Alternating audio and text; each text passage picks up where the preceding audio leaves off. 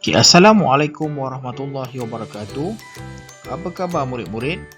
Bertemu lagi kita dalam PDPR Bahasa Melayu tahun 3. Tajuk Bangunan Berteknologi Hijau. Murid boleh merujuk buku teks Jilid 2 Bahasa Melayu halaman 34.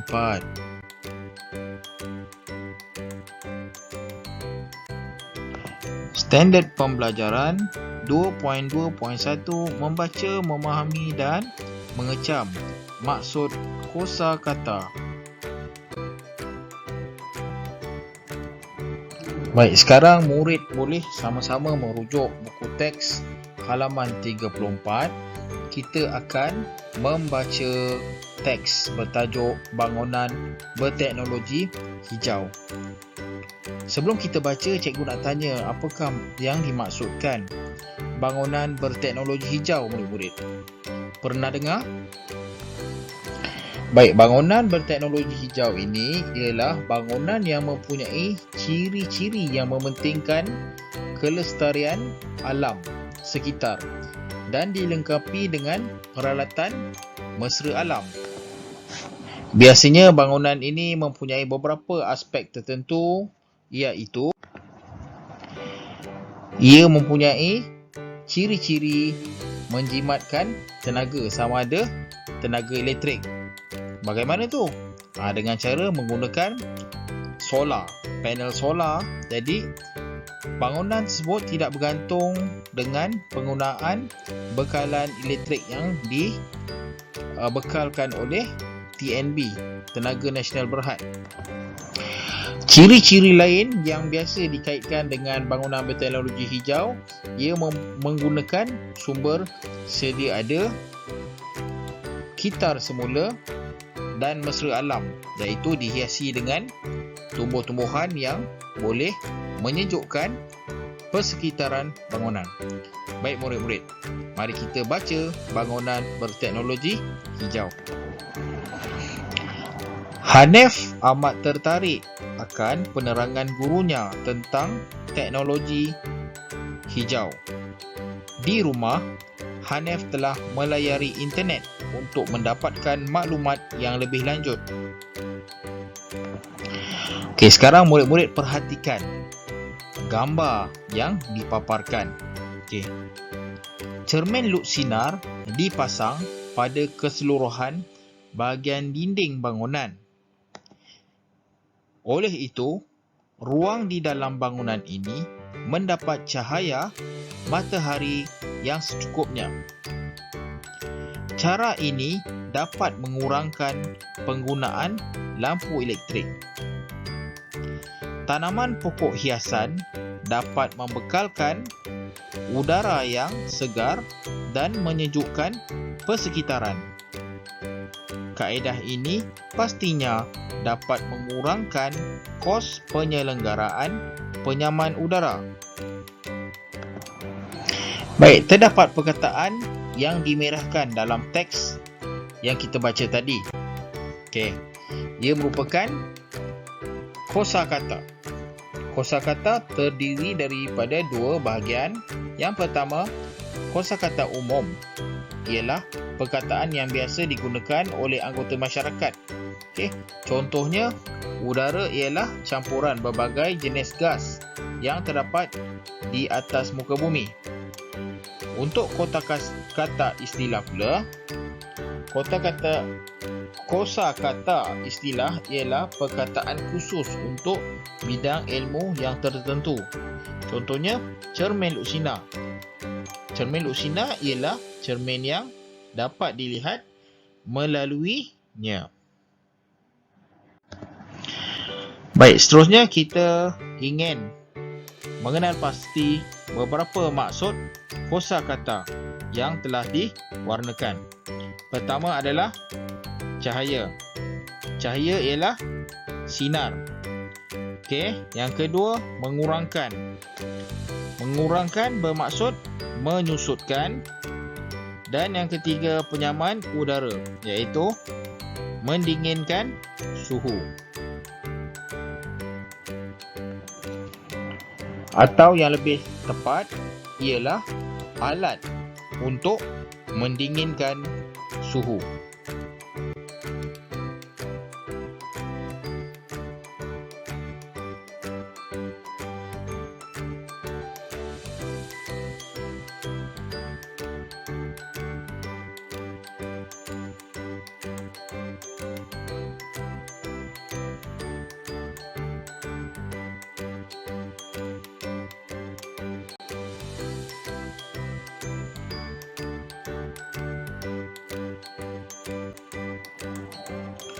Baik, seterusnya kita baca di bahagian bawah.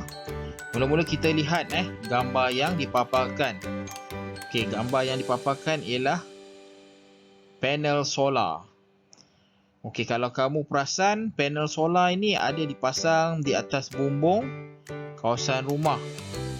Dan sekarang kalau kamu perasan juga dekat di Alur Gajah, di tepi highway Lebuh Raya tu, terdapat kawasan pemasangan panel solar. Baik, kita baca sama-sama. Panel solar yang dipasang pada bahagian bumbung bangunan dapat menjimatkan penggunaan elektrik secara keseluruhan. Penanaman rumput pada bumbung adalah untuk mengurangkan kepanasan bangunan. Kesannya, penggunaan penyaman udara dapat diminimumkan. Dengan cara ini, pembebasan gas berbahaya dapat dikurangkan. Baik, panel solar ni dia boleh menukarkan tenaga cahaya kepada tenaga elektrik. Jadi kawasan bangunan atau pemilik premis bangunan yang memasang panel solar bertujuan untuk mengurangkan kebergantungan tenaga elektrik yang dibekalkan oleh TNB dengan menggunakan panel solar. Baik, seperti biasa kita akan cuba mencari maksud beberapa perkataan yang diwarnakan. Okey, pertama, menjimatkan bermaksud tidak boros. Okey, kita akan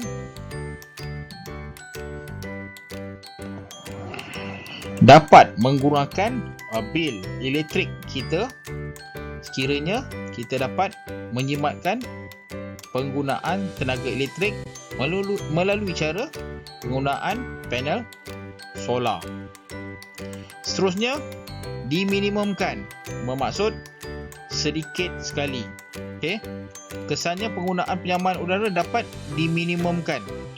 Jadi penggunaan aircon ataupun penyaman udara dapat digunakan dengan sedikit. Kita akan bayar bil elektrik tak banyak lah. Okay? Dengan cara ini, pembebasan gas berbahaya dapat dikurangkan. Itu gas, iaitu bahan seperti udara, bukan cecair dan bukan pepejal. Gas ni kita tak nampak, tapi dia ada dan dia terdiri daripada pelbagai jenis gas yang ada dalam kawasan udara kita. Dia merujuk pada gas cecair dalam aircon tu lah. Gas tu sebenarnya gas yang berbahaya.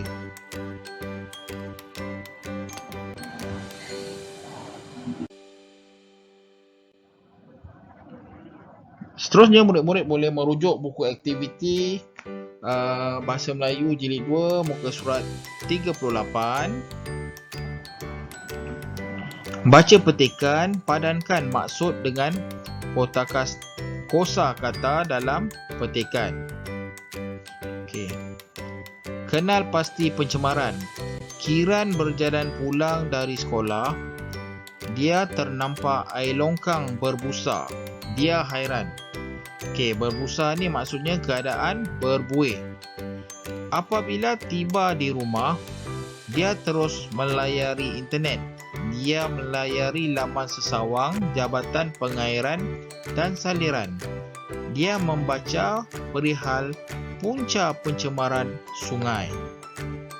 Punca bermaksud penyebab sesuatu perkara itu terjadi. Berdasarkan maklumat tersebut, barulah dia faham bahawa air longkang yang berbuih itu berpunca daripada sisa air sabun yang berlebihan.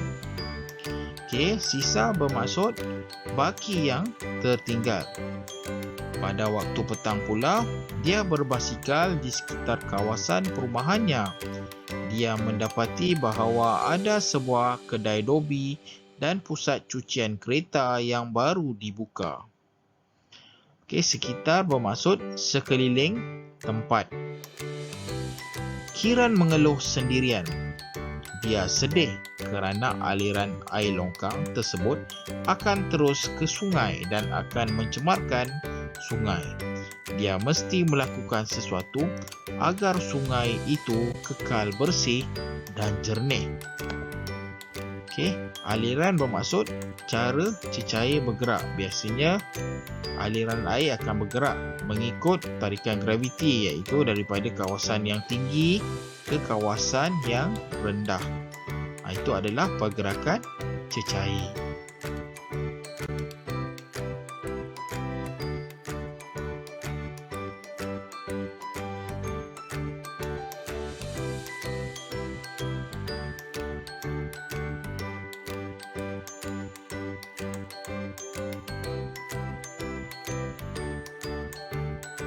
Itulah tadi sedikit penerangan cikgu tentang PDPR mengenai bangunan berteknologi hijau dan kenal pasti pencemaran.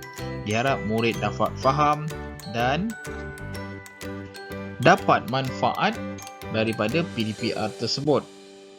Oleh itu, murid-murid cikgu boleh membuat tugasan buku aktiviti halaman 38, baca petikan dan padankan maksud kosakata dalam petikan. Sekian, terima kasih.